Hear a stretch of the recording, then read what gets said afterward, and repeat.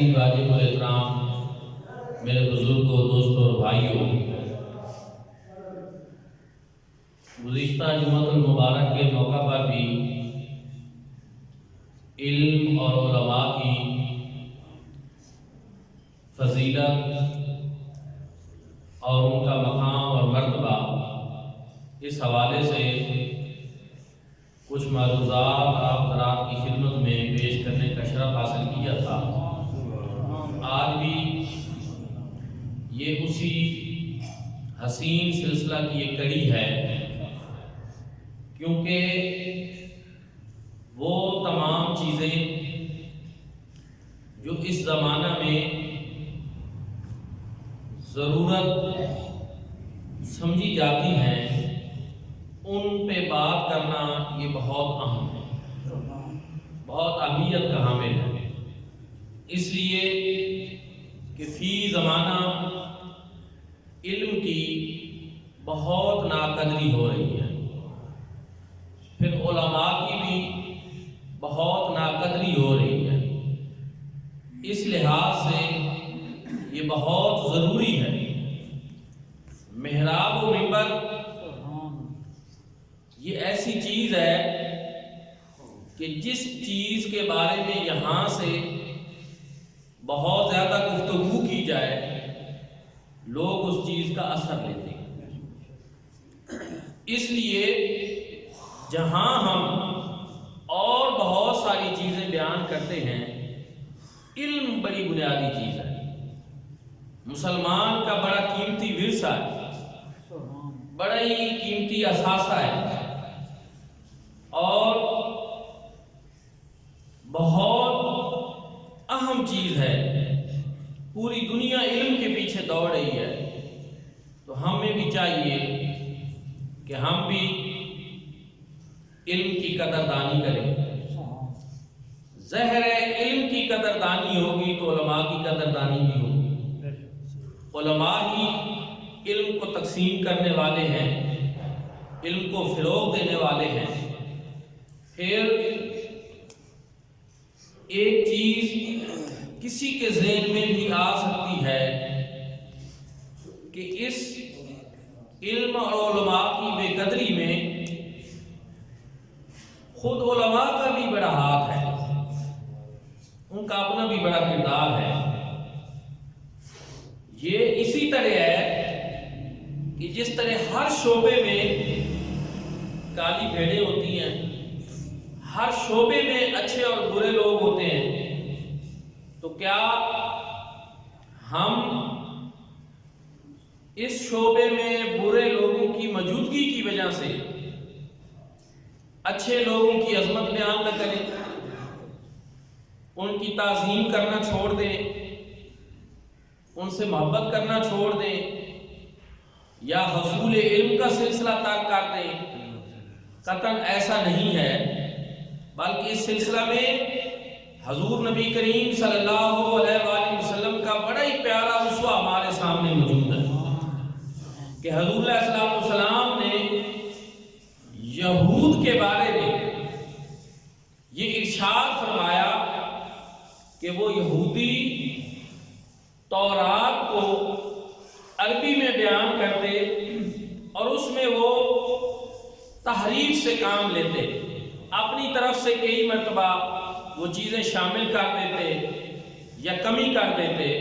تو حضور علیہ الصلوۃ والسلام نے ارشاد فرمایا کہ تم یہود کے اس طرح تورات کو بیان کرنے کے لیے اس کی تکذیب یا تصدیق نہ کیا کرو، بلکہ تم یہ کہا کرو کہ جو کچھ اللہ کی طرف سے نازل ہوا ہے ہم اس پر ایمان لاتے ہیں۔ ایک اصول دے دیا، ایک بات دے دی کہ تم ان کی تکذیب یا تصدیق نہ کرو، بلکہ تم کہو کہ جو کچھ اللہ نے نازل فرمایا ہے ہم اس پر ایمان لاتے ہیں، کیونکہ وہ ملا کر بھی پیش کرتے تھے، کچھ اس میں اصل باتیں بھی ہوتی تھی، کچھ ملاوٹ والی بھی ہوتی تھی۔ تو حضور علیہ الصلوۃ والسلام نے کہا کہ جب تم تکذیب کرو گے تو پھر ان باتوں کی تکذیب بھی ان میں ہو سکتی ہے کہ جو باتیں درست ہیں، اللہ کی طرف سے نازل شدہ ہیں، اور پھر یہ ہمارے لیے نہیں ہے کہ ہم اللہ کی کسی نازل کردہ چیز کی تکذیب کر بیٹھیں۔ اسی طرح تم تصدیق کرنے لگو گے تو ان چیزوں کی بھی تصدیق ساتھ ہو جائے گی جو اللہ پاک نے نازل نہیں فرمائی، انہوں نے ملاوٹ کی ہے، پھر بھی غلط ہو جائے گا۔ تو اس لیے تم یہ کہا کرو کہ ہم ہر اس چیز کے اوپر تورات میں سے ایمان رکھتے ہیں جو اللہ کی طرف سے نازل ہے۔ اسی طرح علماء میں اچھے بھی ہیں، علماء میں برے بھی ہیں، علماء حقہ بھی ہیں، علماء ربانیین بھی ہیں، اور علماء سو بھی ہیں۔ تو ہمیں چاہیے کہ ہم مطلق علماء کا احترام کریں، ان سے محبت کریں اور ان کی عظمت و شان کو تسلیم کریں جو قرآن و سنت میں بیان کی گئی۔ اب جو برا ہے وہ اپنے انجام کو پہنچ جائے۔ اور میں یہ بھی پڑھ رہا تھا کہ علماء کرام میں سے اگر ان سے کچھ غلطیاں ہو بھی جاتی ہیں تو ان سے درگزر کرنا اس لیے ضروری ہے کہ یہ وہ لوگ ہیں جو اپنے کام کاج چھوڑ کر اور اپنے کاروبار چھوڑ کر اپنی ذاتی زندگی کی خواہشات کو چھوڑ کر مصطفیٰ کریم صلی اللہ علیہ وآلہ وسلم کے کام میں لگے۔ تو اللہ رب العزت بھی اس بات کو دیکھتے ہوئے کہ یہ میرے دین کا کام کر رہے ہیں، حضور علیہ الصلوۃ والسلام کی شریعت طریقے کو پھیلا رہے ہیں، ان کی لغزشوں کو بھی معاف فرما دیں۔ تو اس لیے اللہ رب العزت نے قرآن مجید فرقان حمید میں ارشاد فرمایا، قُلْ هَلْ يَسْتَوِي الَّذِينَ يَعْلَمُونَ وَالَّذِينَ لَا يَعْلَمُونَ، فرمایا اے محبوب فرمائیے کہ کیا جاننے والے اور نہ جاننے والے یہ برابر ہو سکتے ہیں؟ یہ سوالیہ انداز ہے، اس کا جواب نہیں ذکر کیا گیا، صرف سوالیہ انداز میں سوال کیا گیا، حالانکہ جواب یہ ہونا چاہیے تھا کہ ہرگز برابر نہیں ہو سکتے، لیکن جواب نہیں دیا گیا۔ کیوں؟ اس لیے کہ جو چیز پوچھی جا رہی ہے وہ ایسی ہے کہ عام سے عام آدمی بھی اور بڑے سے بڑا آدمی بھی، خاص سے خاص بھی اس بات کو جانتا ہے کہ کبھی بھی عالم اور جاہل برابر نہیں، ہر ایک کو پتہ ہے۔ اس لیے اللہ رب العزت نے انداز یہ اپنایا، قُلْ هَلْ يَسْتَوِي الَّذِينَ يَعْلَمُونَ وَالَّذِينَ لَا يَعْلَمُونَ، کیا عالم اور جاہل آپس میں برابر ہو سکتے ہیں؟ جاننے والا اور نہ جاننے والا برابر ہو سکتے ہیں؟ تو چونکہ ہو ہی نہیں سکتے، اس لیے رب تعالیٰ نے صرف سوالیہ انداز میں بات کر دی، آگے جواب قرآن پاک میں ارشاد نہیں فرمایا، کیونکہ یہ ایسی بات ہے جس کا جواب ہر خاص و عام کو معلوم ہے۔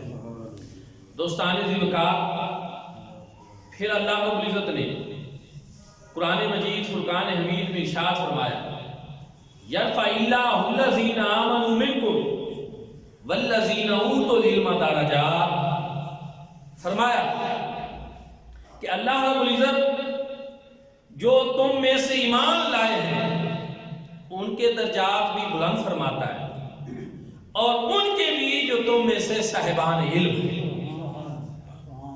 ایمان سے اللہ رب العزت درجات بلند فرماتا ہے، صاحب ایمان کی یہ شان ہے۔ لیکن ایمان کے بعد جو صاحب ایمان بھی ہو اور پھر صاحب علم بھی ہو، اللہ رب العزت اس کے درجات کو اور زیادہ بڑھا دے۔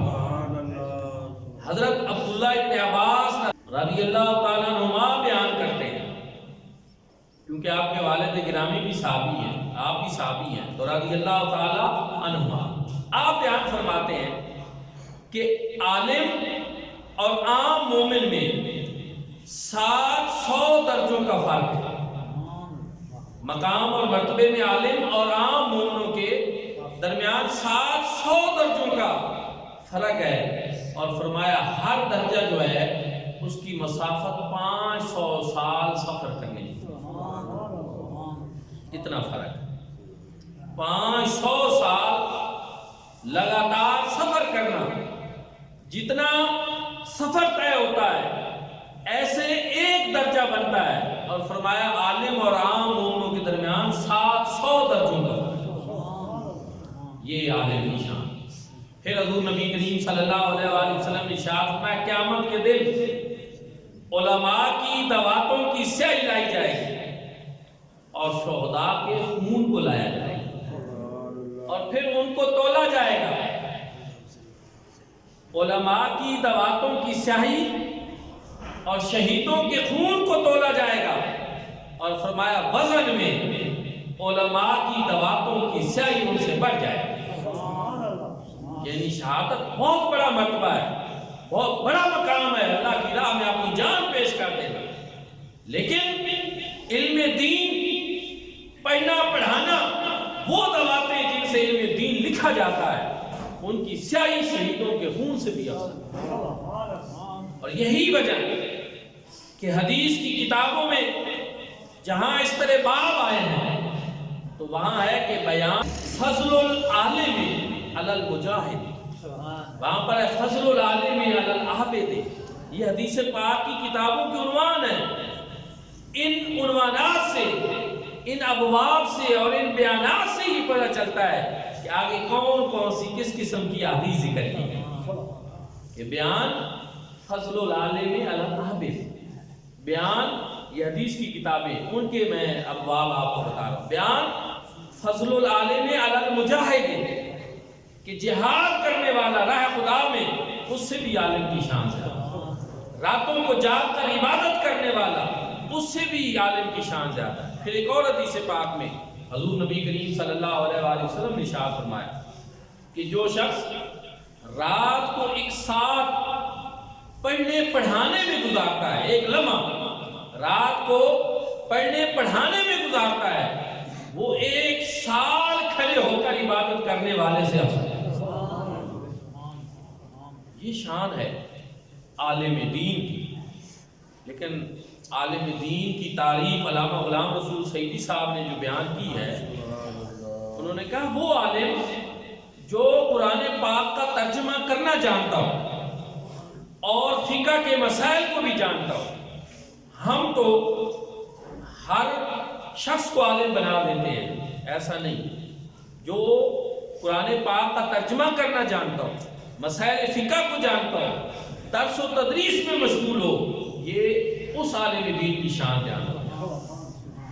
اور اگر آپ کہیں کہ کچھ مثالیں دیں تو میں ضرور کہوں گا کہ اگر ایسے علماء کو دیکھنا تو ماضی قریب میں حضرت ضیاء الامت جسٹس پیر محمد کرم شاہ الازہری رحمۃ اللہ تعالی علیہ، حضور شیخ الاسلام والمسلمین حضرت خواجہ محمد قمر الدین سیالوی رحمۃ اللہ تعالی علیہ، امام عاشقہ اعلی حضرت عظیم البرکت امام احمد رضا خان فاضل بریلوی. میرے بھائی اور دوستو، دیکھنا ہو تو شیخ محقق شاہ عبدالحق مقدس دہلوی کو دیکھیں. اور ایسے مشائخ گزرے ہیں کہ جو صرف شیخ طریقت نہیں تھے، ساتھ ہی ساتھ عالم ربانی بھی. آپ اس سلسلہ میں حضرت سید حجویر مخدوم امام داتر اجمیری کو دیکھیں، آپ خواجہ خواجگاں حضرت خواجہ معین الدین چشتی اجمیری کو دیکھیں، آپ شیخ الاسلام والمسلمین حضرت بابا فرید الدین مسعود گنج شکر کو دیکھیں، جن کا لقب زہد الانبیاء ہے، کہ جہاں علم بھی نظر آتا ہے ساتھ زہد و تقوی بھی نظر آتا ہے. تو میں یہ ضرور کہوں گا کہ وہ عالم جو اپنے علم پر عمل کرنے والا ہو تو سبحان اللہ، یہ تو نور علی نور والی بات. کیونکہ قرآن پاک میں علماء کی شان یہ بیان کی گئی، انما یخشی اللہ من عباد العلماء. فرمایا کہ اللہ سے صرف وہی ڈرتے ہیں جو علماء ہوتے ہیں، جو علم رکھنے والے ہوتے ہیں، جن کے پاس علم ہوتا ہے. ظاہر علم ہوگا تو اس کو پتا ہوگا کہ کہاں میں نے کیا کرنا ہے اور کیا نہیں کرنا، امر کیا ہے اور نہیں کیا ہے، تو نیکی کیا ہے اور بدی کیا ہے. تو علم ہوگا تو انسان ان چیزوں کے اوپر عمل پیرا ہو سکے گا. دوستان ذوالفقار اس لیے. اور پھر قرآن مجید فرقان حمید میں اللہ رب العزت نے حضور نبی کریم صلی اللہ علیہ وآلہ وسلم کو ارشاد فرمایا کہ اب ابو آپ یہ دعا مانگا کریں، قل رب زدنی علما. دعا مانگا رب زدنی علما، اے اللہ میرے علم میں اور اضافہ. یہ وہ ہستیاں پاک ہیں جن کے بارے میں رب نے اعلان فرمایا وَعَلَّمَكَ مَا لَمْ تَكُنْ تَعْلَمُ وَكَانَ فَضْلُ اللَّهِ عَلَيْكَ عَظِيمًا۔ حبیب جو کچھ آپ نہیں جانتے تھے وہ سارا کچھ جو ہے ہم نے آپ کو بتا دیا، سب کچھ کو تعلیم کر دیا۔ جو کچھ، یہ ماں یہ عموم کے لیے، جو کچھ بھی آپ نہیں جانتے تھے وہ سارا کچھ اللہ پاک نے آپ کو بتا دیا۔ میں نے پچھلے جمعہ پہ بھی اشارہ دیا تھا کہ جناب آدم علیہ السلام کی فضیلت فرشتوں کے اوپر علم کی وجہ سے ہے، اور اللہ رب العزت نے حضرت آدم علیہ السلام کو اپنا خلیفہ بنایا۔ خلیفہ کون ہوتا ہے؟ نائب ہوتا ہے۔ کس کا نائب؟ قال انی جاعل فی الارض خلیفہ، میں خلیفہ بنانا چاہتا۔ اللہ رب العزت کا نائب جناب آدم علم کی وجہ سے، اللہ کے نائب انبیاء ہیں، اور محدثین کی باتوں کو پڑھے وہ کہتے ہیں کہ کائنات میں اللہ رب العزت کے جو خلیفہ اعظم ہیں وہ مصطفیٰ کریم صلی اللہ علیہ وسلم،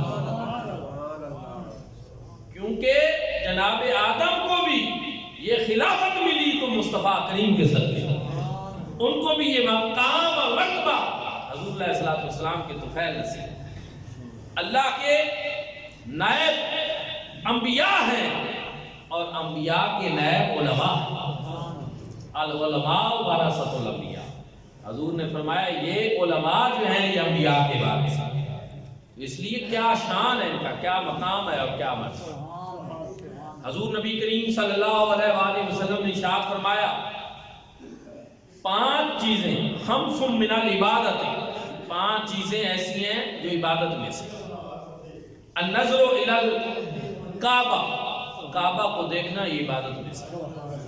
النظر الی المصحف، قرآن پاک کی زیارت کرنا یہ بھی عبادت میں سے۔ النظر الی الوالدین، ماں اور باپ کی زیارت کرنا یہ بھی عبادت میں سے۔ النظر الی زمزم، زمزم شریف کو دیکھنا یہ بھی عبادت میں سے۔ اور فرمایا النظر الی وجہ العالم، عالم کا چہرہ دیکھنا یہ بھی عبادت میں سے۔ اس طرح کی اور بھی حدیث مبارکہ اور روایات موجود ہیں۔ عالم کا چہرہ دیکھنا یہ بھی عبادت ہے۔ اور وہ لوگ جو علماء کی تحقیر کرتے ہیں، تذلیل کرتے ہیں، ان کو حقیر جانتے ہیں، ان کے بارے میں بھی کچھ ارشادات ہیں۔ حضور نبی کریم صلی اللہ علیہ وآلہ وسلم نے ارشاد فرمایا کہ جس نے عالم کو دیکھا، من زار عالما فکأنما زارنی، گویا اس نے مجھے دیکھا، اور جس نے عالم سے مصافحہ کیا گویا اس نے مجھ سے مصافحہ کیا، اور میں جس نے عالم کی مجلس اختیار کی گویا کہ اس نے میری مجلس اختیار کی، اور فرمایا جس نے میری مجلس اختیار دنیا میں کی قیامت میں وہ ضرور میری مجلس اختیار کی۔ گویا علماء کے پاس بیٹھنے والا، مصافحہ کرنے والا، زیارت کرنے والا قیامت کے دن مصطفیٰ کریم صلی اللہ علیہ وسلم کی مجلس کو اختیار ہے، یہ مقام ہوگا۔ اور فرمایا کہ وہ شخص میری امت میں سے نہیں ہے، لیس من امتی، کون شخص؟ فرمایا جو بڑوں کا احترام نہیں کرتا اور چھوٹوں پر شفقت نہیں کرتا، اور فرمایا جو علماء کی قدردانی نہیں کرتا، فرمایا وہ میری امت میں سے ہی ہے۔ بڑوں کا احترام کرنے والا، چھوٹوں پر رحم کرنے والا، اور علماء کی قدردانی کرنے والا، وہ میری امت میں سے ہے۔ جو ایسا نہیں کرتا فرمایا لیس من امتی، وہ میری امت میں سے ہی ہے۔ اللہ معاف کرے۔ سوچیں آپ کتنے لوگ ہیں آج بزرگوں اور بڑوں کا احترام نکلتا جا رہا ہے۔ سفید ریش بزرگوں کا احترام اس لیے ضروری ہے، اپنے سے بڑے کا احترام اس لیے ضروری ہے کہ حضور صلی اللہ علیہ وسلم نے تاکید فرمایا، اور بچوں سے شفقت بھی آج ہمارے معمولات میں سے نکل رہی ہے۔ حضور نبی کریم صلی اللہ علیہ وآلہ وسلم جب گزرتے، بچے کھیل رہے ہوتے تو حضور علیہ السلام ان کو پہلے سلام فرماتے، ان سے دل لگی فرماتے۔ کئی مرتبہ آپ سواری پہ ہوتے تو بچوں کو اٹھا کر اپنے ساتھ سواری پہ بٹھاتے، یعنی شفقت کا ایک انداز، پیار اور محبت کا، حسنین کریمین سے جو شفقت آپ فرماتے تھے آپ نے سن رکھی ہے۔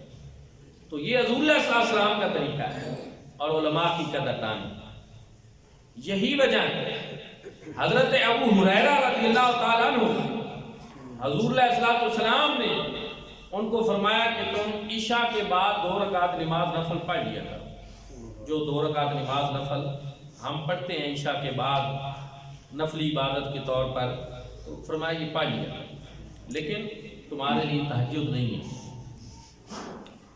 تہجد کی نماز تمہارے لیے نہیں ہے۔ حضرت ابو ہریرہ کو حضور صلی اللہ علیہ وسلم نے ارشاد فرمایا، کیوں؟ اس لیے کہ رات کو تم نے جاگنا ہوتا ہے اور میری حدیثوں کو یاد کرنا ہوتا ہے، اس لیے تم ایک ایسے کام پہ لگے ہو جو نفلی عبادت سے بھی بڑھ ہے۔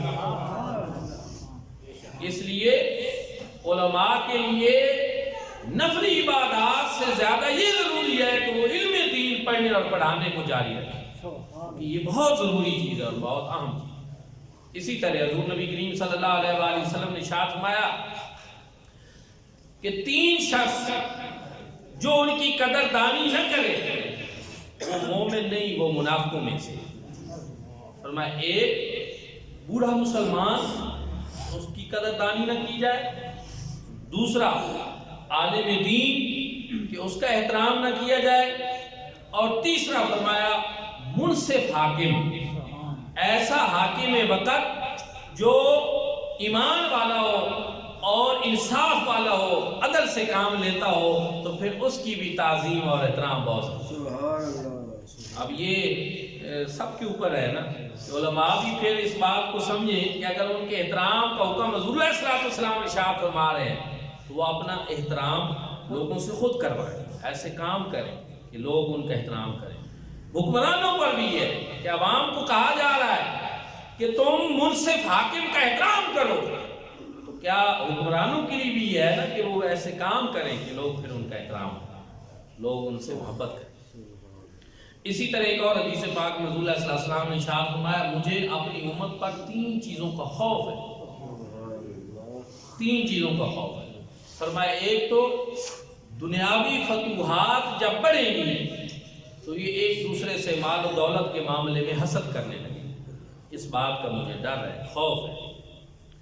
دوسرا فرمایا قرآن پاک ایک دوسرے میں عام کر دیں گے اور اس میں ان کا انداز یہ ہوگا کہ بہت سارے وہ علوم جن کا علم خود اللہ رب العزت کے پاس ہے، ان کے بارے میں بھی عامی لوگ جو ہیں وہ ایک دوسرے سے باتیں کریں گے اور الجھیں گے اور باتیں کریں گے جو ان کا معیار ہی نہیں۔